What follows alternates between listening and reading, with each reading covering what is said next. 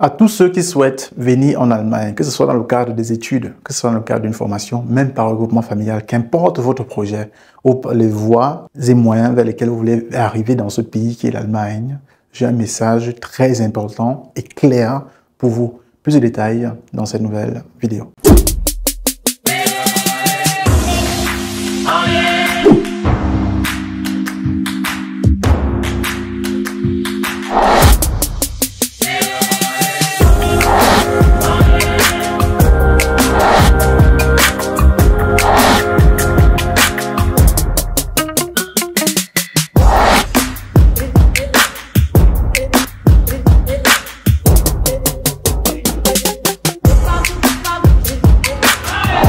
Salut, moi c'est Franklin et à travers cette chaîne, j'aide les Africains dans les questions d'immigration, d'intégration et de business en Allemagne. Alors si toi également tu aimerais venir en Allemagne, t'y intégrer et réussir, ne serait-ce que sur le plan économique, je pense que tu es au bon endroit parce que à travers cette chaîne, tu vas apprendre beaucoup d'éléments, beaucoup de choses que tu ne savais pas avant sur l'Allemagne, notamment dans les 3 piliers que j'ai cités en entame de la vidéo, l'immigration, l'intégration et le business.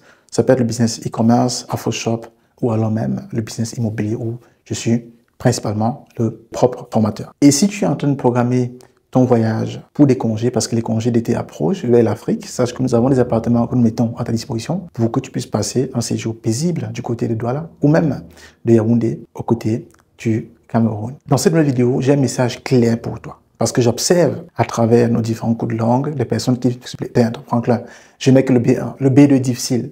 Je veux voyager comme ça. Pourquoi il faut avoir le B2 jusqu'à voyager? Ce sera facile pour moi quand je vais arriver en Allemagne. Une fois sur place, je vais apprendre facilement l'allemand. Je vais vous dire la vérité ici, les amis. Il est plus facile pour vous d'apprendre l'allemand dans votre pays d'origine et de performer avant d'y arriver ici. Parce que en Afrique, vous avez encore la motivation. Si vous êtes en Allemagne déjà, vous n'aurez plus de motivation. Pourquoi est-ce que vous serez motivé à apprendre l'allemand ici davantage? D'ailleurs, vous n'aurez plus assez de temps. Vous savez pourquoi?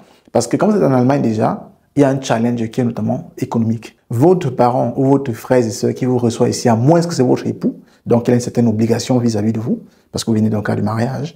Mais si c'est un cousin, un oncle qui vous reçoit ici, il n'y a pas d'obligation financière. Et vous êtes donc limité en termes de temps, la pression sera élevée, vous ne serez peut-être pas à l'aise de celui qui vous aurez accueilli ici en Allemagne. Donc, le prétexte, comme quoi c'est sur place en Allemagne qu'on apprend vite, c'est faux. La preuve en est qu'il y a beaucoup de personnes qui sont entrées en Allemagne en tant que réfugiés, c'est-à-dire qui sont entrées de façon illégale et qui ont fui l'Allemagne pour aller dans les pays étrangers, alors qu'ils pouvaient apprendre l'allemand gratuitement, parce que ceux qui viennent, généralement dans le cadre de réfugiés, on les paye les coûts de langue à leur place. Est-ce que vous comprenez ce que je viens de dire, les amis? Il y a des personnes qui entrent en Allemagne, on les paye les coûts de langue, mais c'est difficile, ils abandonnent, alors qu'ils sont déjà en Allemagne. Donc la thèse selon laquelle c'est en Allemagne que tu vas t'en sortir, ou mieux t'en sortir, sur le plan linguistique, c'est faux. Ton problème en réalité, ce n'est pas trop la langue. Ton problème, c'est que tu veux voyager. En fait, tu veux une récompense sans faire d'effort. C'est ça ton problème, en fait, en tant qu'Africain. Et si je vais te dire dans la vérité ici, c'est que cette thèse-là, vis-à-vis de nouvelles langues, de quoi la langue allemande, ça ne marche pas.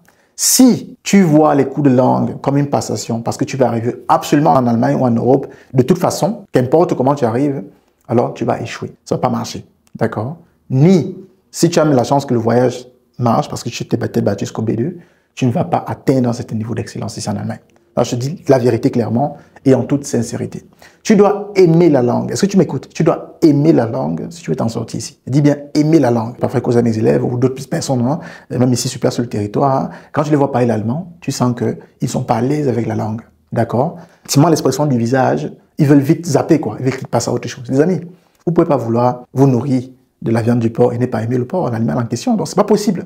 Moi, je vous te conseille dans ce cas de figure. Si tu dis que l'allemand, c'est un frein pour toi, un blocage, alors change de pays. En toute sincérité, change de pays. Parce que pour venir en Allemagne et t'en sortir ici, si tu es mis en Allemagne, il faut que tu maîtrises la langue à la perfection. Et maîtriser la langue à la perfection, c'est un exercice quotidien. Tu vas apprendre tous les jours. C'est la mauvaise nouvelle, les amis. Ça fait 13 ans que je suis en Allemagne. J'apprends l'allemand tous les jours. Donc, il n'y a pas de début ou de fin. Tant que tu es en relation avec ce pays, tant que tu es en relation, en contact avec l'espace germanophone, il faut apprendre davantage. Parce que chaque temps, il y a des choses à apprendre. Je vais prendre un exemple qui est clair, un exemple qui est terre à terre. Donc, ça ne t'apporte rien de prendre beaucoup d'énergie à chercher les voies de compte. Mais Franklin, comment on peut faire pour venir le B2, le A2? Non.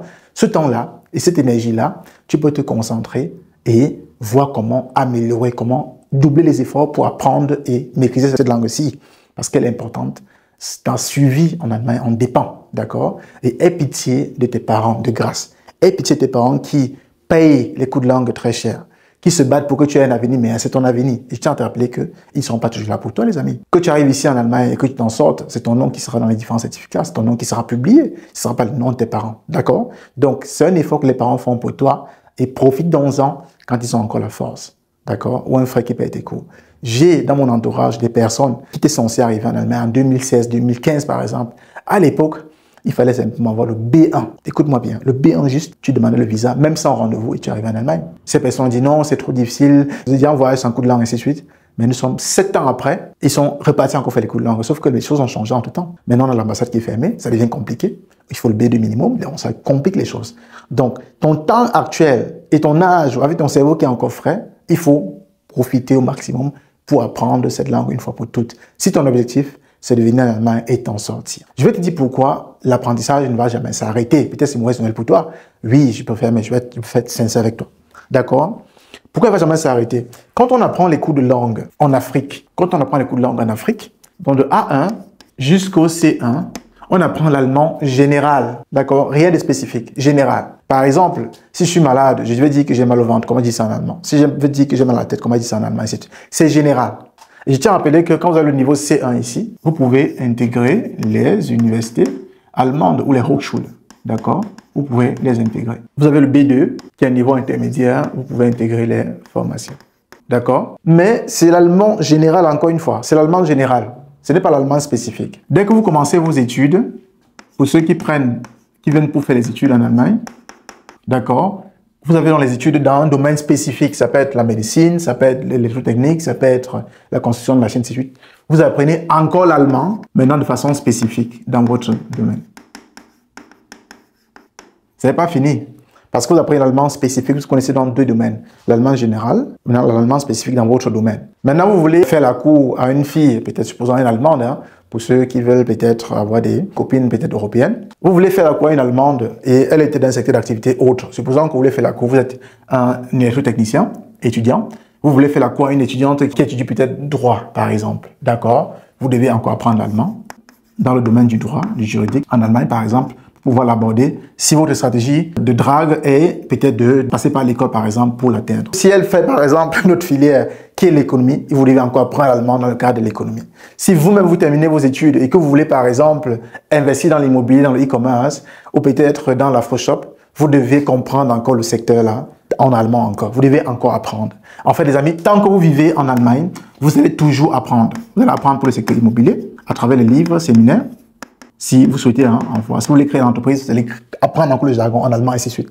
Donc l'apprentissage ne finit jamais. Donc ceux qui disent que vraiment, j'ai déjà le A1, vraiment B2, je vais déjà pas atteindre, ainsi de suite. Non, tu n'es pas sérieux dans ton projet venir en Allemagne. Parce que si tu étais sérieux dans ton projet venir en Allemagne, tu devais toujours avoir le plaisir à apprendre l'allemand. Parce que tant que tu es en contact, tant que c'est ton objectif de vivre ici, d'accord, ça va jamais finir. Et tu vas découvrir chaque jour des nouveaux mots, chaque jour. Même les Allemands eux-mêmes qui nécessitent, toi-même qui parlent français aujourd'hui ou qui parlent anglais, qui est ta langue de base, tu connais pas tous les mots. C'est comme ça que vous devez appréhender la langue allemande.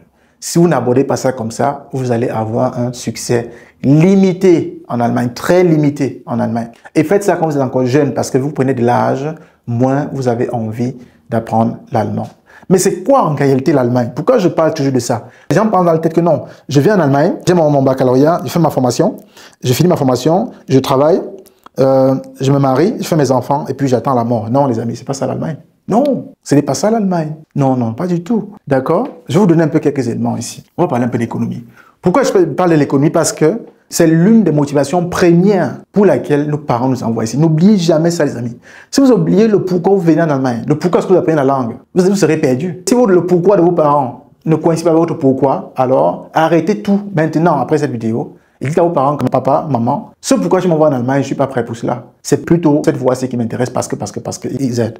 C'est très important de comprendre ça, les amis. Mais pourquoi l'Allemagne? Si c'est vraiment le volet économique, l'Allemagne a eu un PIB, donc produit intérieur brut, de 1055 milliards d'euros. Ça, c'est Q1, donc premier trimestre 2024.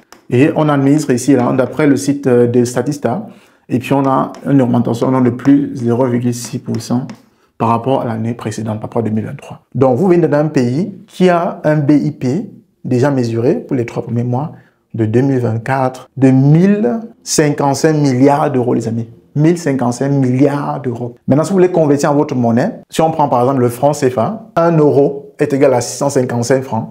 Vous faites 655 fois 1055 milliards. Vous allez peut-être à peu près avoir l'estimation économique du pays vers lequel vous voulez aller vivre. Est-ce que vous comprenez ce que ça veut dire? Ça veut dire que vous ne pouvez pas quitter d'un pays peut-être sous-développé ou peut-être qui n'est pas encore économiquement au niveau de l'Allemagne et vous voulez intégrer un pays qui est peut-être 10 fois, peut-être 20 ou 30 fois plus élevé, plus développé sur le plan économique et vous ne voulez pas changer. C'est pas possible. Est-ce que vous comprenez? Vous devez changer en tant que personne pour pouvoir être à même de pouvoir vivre et être à l'aise dans un pays qui est extrêmement industrialisé comme l'Allemagne. Est-ce que vous comprenez ce que je viens de dire? Ça, c'est la première étape. Deuxième étape, c'est que je vous souhaite que vous puissiez aussi avoir votre rapport sur cette affaire, sur cette BIP. C'est pour ça que vous venez ici. Vous venez ici parce que vous voulez gagner plus d'argent, avoir de meilleures conditions. Mais bref, pour le volet économique. Donc, ces chiffres doivent vous intéresser. Mais c'est quoi un BIP? C'est quoi un produit intérieur brut? C'est l'élément avec lequel on mesure parfois la performance économique dans les différents États. Je vais prendre un exemple. Supposons qu'on a une entreprise automobile. L'Allemagne fabrique les voitures ici. Fabrique les voitures. Une entreprise, on va prendre peut-être E1. Entreprise 1. L'entreprise assemble les produits de voiture. Une société d'assemblage, tout simplement. Voilà. Elle a produit en 2023 pour 1 million d'euros. Un exemple. Pour 1 million d'euros. Elle a fait une production d'1 million d'euros et elle a vendu l'année-là. Maintenant, dans les 1 million d'euros, si par exemple, elle a eu à acheter les pièces de véhicule à l'entreprise E2 de 700 000 euros. D'accord? 700 000 euros. Alors, ce qu'on fait, c'est qu'on va faire les coûts de production aussi, 1000 moins ça, les coûts fixes qu'elle a eu à dépenser. On aura ici donc un résultat de 300 000 euros. Et dans ce cas de figure, ce sera donc son BIP de l'entreprise E1, là, de son BIP. Maintenant, on a le BIP 1 de l'entreprise 1. Maintenant, on va prendre l'entreprise 2, puisqu'elle fabrique les pièces, la porte, la fenêtre, peut-être le toit, ainsi de suite du véhicule. Elle-même, l'entreprise E2, on va continuer avec son suivi ici en bas. L'entreprise E2, elle, pour fabriquer ces éléments-là, elle a besoin des produits de l'entreprise E3 qui fait dans la transformation de l'acier. D'accord? Parce que la voiture est construite en acier. Elle va donc aller peut-être acheter pour 500 000. Elle va verser donc 500 000 euros à l'entreprise E3 pour son matériel. D'accord? Maintenant, on peut donc calculer le BIP de l'entreprise 2, BIP de E2, qui sera donc de combien? Qui sera donc de 200 000 euros. D'accord? Maintenant, l'entreprise que nous avons ici de E2 a fait un BIP donc de 200 000 euros. Et ensuite, l'entreprise E3 qui a perçu 500 000 euros pour produire le matériel pour verser à l'entreprise E2, elle également va donc faire appel à une société de mine pour extraire la mine de métal et puis transformer en métal, quoi. Donc, elle va également verser un certain montant là-bas. Et c'est justement tous ces différents bénéfices ou déductions, coûts de production, moins coûts fixes, coûts de dépenses, qui ont dans d'autres entreprises là, qui va donc donner le PIB. Ça, c'est vraiment de façon simplifiée, expliqué. Alors, et maintenant, pour un pays comme l'Allemagne, on va donc faire toutes les différentes chaînes de valeur. On va faire ce calcul-là pour toutes les différentes chaînes de valeur. Ça peut également être les services. Là, j'ai pris par exemple les productions brutes ou produits et aussi des services, par exemple. Maintenant, on fait ce calcul-là, justement, les statistiques, comme des statistes, par exemple, pour DE, qui fait donc ces statistiques globales-là, et puis on donc dit que pour toutes les chaînes de valeur en Allemagne, entreprises, services y compris, voilà à peu près le PIB qui est un indicateur sur comment l'État se porte sur le plan économique. J'insiste toujours sur la valeur économique parce que c'est pour ça, en grande majorité, qu'on vient ici. C'est pour ça, en grande majorité. Sinon, ça va rester dans nos pays, quoi. C'est beaucoup plus pour cela. Alors, et tu me dis que tu n'es pas prêt à apprendre l'allemand jusqu'au niveau B2, qui en réalité, si tu te casses bien, en un an, tu as terminé ça, si tu t'efforces bien, si tu es assez motivé.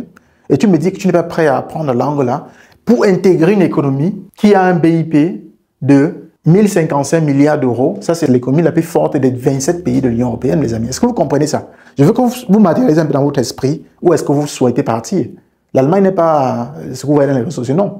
C'est beaucoup plus intéressant que cela, les amis. D'accord? Alors, et si tu arrives ici, tu te bats, et tu vas ressentir ça également dans ton cours de vie ici. Si tu es quelqu'un qui te bat, quoi. Donc, avant de te décourager, parce que les cours de langue sont trop difficiles, ainsi de suite, il faut regarder ce que tu as comme chance derrière. Si tu traverses cette barrière qui est linguistique, et qui va t'aider. D'accord? Parce que pour que je puisse te donner des informations sur le BIP, ou les informations sur l'Allemagne, ou toutes les vidéos que tu vois sur ma chaîne. En autour, on a plus de 700 vidéos déjà publiées sur la chaîne. Il a fallu que je comprenne l'allemand parce que les articles sont publiés en allemand. Il faut que je lise, je fasse la synthèse et puis je vais t'expliquer en français. Est-ce que tu comprends ça? C'est pour ça que l'allemand est très important et c'est pour ça que moi je suis pour que on augmente même encore en termes de base linguistique. On élève encore le niveau à ce niveau-là même pour que des personnes qui entrent ici, africains ou pas, soient à un niveau linguistique performant parce que c'est comme ça qu'eux-mêmes pourront bénéficier de l'intégration ici. Écoutez-moi les amis, ne venez pas en Allemagne parce que vous voulez bouffer. La meilleure bouffe c'est en Afrique. Écoutez-moi bien, vous venez ici parce que vous voulez être intéressant pour vous, pour vos vies et pour votre famille également en Afrique sur le plan économique, même pour vos pays sur le plan économique. D'accord?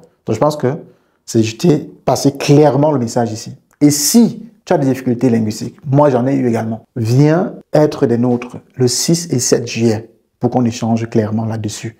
J'organise les portes ouvertes dans mes différents centres de cours de langue. À Douala, c'est le 6 au 7 juillet. À Yaoundé également, 6 au 7 juillet. Portes ouvertes, entrée gratuite. Tu n'as rien à payer. Tu dois simplement t'inscrire à travers le lien qui s'affiche en bas de cette vidéo pour être des nôtres. Là, tu pourras te connecter même si tu n'as pas le temps de venir ce jour-là. Je vais te donner tous les éléments, toutes les nouveautés dans le cadre de l'immigration vers l'Allemagne pour études, pour travail et aussi pour formation. Très important. Et du coup, quelques astuces peut-être comme ça, comment tu pourras faire pour apprendre la langue rapidement. Il y a une Allemande qui sera peut-être des nôtres et qui sera là pour également te donner quelques astuces, puisqu'elle également, elle a à apprendre d'autres langues étrangères, notamment l'anglais. Elle pourra te donner quelques astuces et puis tu pourras voir à peu près comment les Allemands eux-mêmes s'expriment dans les langues et tu pourras capter ça. Donc, sois des nôtres vraiment ces jours-là et ce sera un plaisir qu'on pourra partager sur les autres éléments concernant l'Allemagne et puis pour que tu puisses venir ici en toutes tes bonnes quiétudes et surtout en étant concentré et conscient de ce qui t'attend ici. Car c'est comme ça que tu pourras avoir le succès une fois sur place. Voilà tout pour la vidéo. J'espère que ça t'apporte un plus. On se retrouve simplement dans quelques jours pour la prochaine vidéo sur la chaîne. Réussir en Allemagne, c'était Franklin. Bien le bonjour. Bye bye.